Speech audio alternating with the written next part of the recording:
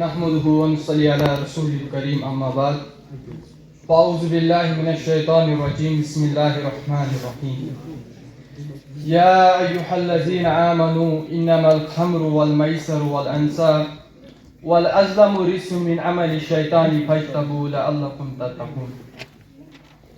میں نشہ ہوں، میں نے زندگیوں کو برباد ہوتے دیکھا ہے، میں نے اچھے بھلے گھروں کو اجڑتے دیکھا ہے، میں نے اچھے بھلے گھروں کو اجڑتے دیکھا ہے، ایک الجھ بھوش کو اندھکار میں ڈوبتے دیکھا ہے.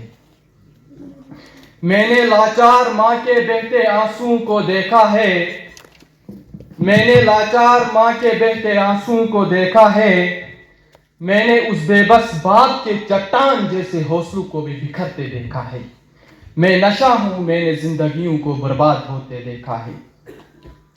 جناب صدر ذی وقار، محترم سامعین کرام اور اندھیری رات میں چٹکتی گلیوں لوگ، میرے ہم مکتب اور ہم سفر ساتھیوں، السلام علیکم ورحمۃ اللہ تعالی وبرکاتہ. سب سے پہلے میں پروفیسر منظور صاحب کا انتہائی مجبور ہوں جنہوں نے مجھے یہاں پر آنے کی دعوت دی، جنہوں نے مجھ جیسے طالب علم کو اس مقدس اسٹیج پر اپنی بات کہنے کا موقع دیا. یہ موقع میرے لیے باعث فخر ہے اور باعث فکر بھی، کیونکہ آج کا موضوع صرف الفاظ کا کھیل نہیں بلکہ قوم کے مستقبل کا سوال. آج کا میرے گفتگو کا عنوان ہے طالب علم اور منشیات، یا یوں کہہ دیجئے کہ زہر کی راہ میں قوم کے چراغ. موضوع پر سوچ کر میں تو حیران سا ہو گیا، ڈر گیا، سہم گیا، ہکلا بوکلا سا ہوا. کیوں نہ گھبراتا، کیوں نہ شرماتا؟ جس قوم کے نوجوان اور طالب علم کو سائنس، تعلیم، دین، ادب اور قیادت کی بلندیوں پر ہونا چاہیے تھا، وہ گلی کے کونے میں بیٹھ زہر پی رہا ہے. جس آنکھ میں خواب ہونے تھے وہ نشے سے بوچل ہے. جس زبان سے سچ نکلنا تھا وہ فضول گوئی اور گالم گلو سے آلودہ ہے. کیا یہی ہے وہ طالب علم جس پر امت کی امیدیں تھی؟ کیا یہی وہ طالب علم ہے جس کے بارے میں علامہ اقبال نے کہا تھا، نوجوانوں کو سوزے جگر بخش دے، میرا عشق میری نظر بخش دے؟ وہ طالب علم جس کے کردار کی مثال بنانا تھا وہ خود تباہی کی مثال بنتا جا رہا ہے. وہ طالب علم جسے قوم کا معمار بننا تھا وہ نشے کی لت میں اپنی پہچان، اپنی غیرت اور اپنا مستقبل دفن کر چکا تھا. وہ طالب علم جو علم کی قدر سے ناشنا، عزم و ہمت سے ناخبر، صحیح و عمل سے بے پرواہ، رزمی حیات میں پائی صبات سے زیادہ عیش و نشاط کے طلبگار، جو عشق میں بھی صادق نہیں، بس دل گرفتہ و دل فگار، جس کے رات اور دن منشیات کے استعمال کرنے میں گزر جاتی ہے، جس کے رات اور دن سوشل میڈیا استعمال کرنے میں گزر جاتی ہے.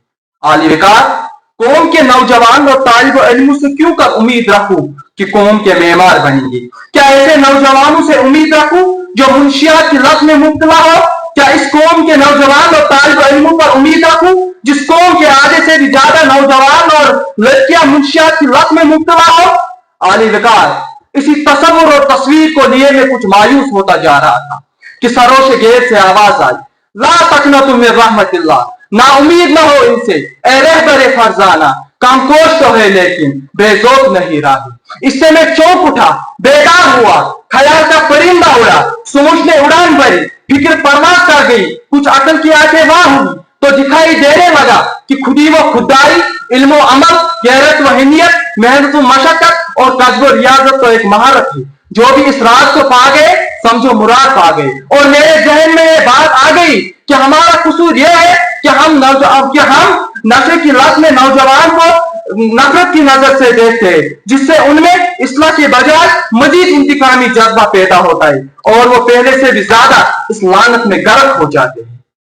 نشہ پلا کے گرانا تو سب کو آتا ہے، نشہ پلا کے گرانا تو سب کو آتا ہے، مزہ تو جب ہے کہ گرتوں کو تھام لے ساتھ. جناب صدر، نشہ خمار زیست یعنی سوئی ہوئی زندگی.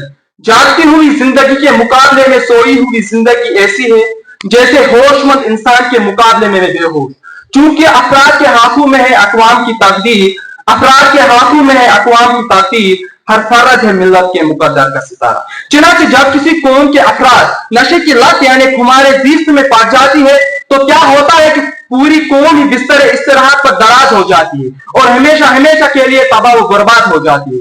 جناب والا، جب کسی معاشرے میں ذہنی دباؤ پڑ جاتا ہے، لوگ بھوک، اخلاق، عدم تحفظ، بدعنوانی کا شکار ہو جاتے ہیں، تو کاہل قوموں کے افراد اپنی قباحتیں دور کرنے کے بجائے بظاہر آسان راستے کا انتخاب کرتے ہیں۔ کچھ میڈیکیشنز لینا شروع کر دیتے ہیں تو کچھ نشہ آور اشیاء کا استعمال کر دیتے ہیں، اور یوں قوم کے گلستان کے پھول گمنانے لگتے ہیں، شگوفے اور گلیاں مرجانے لگتے ہیں، جرود و تخلیق کے سرچش میں سوکھنے لگتے ہیں۔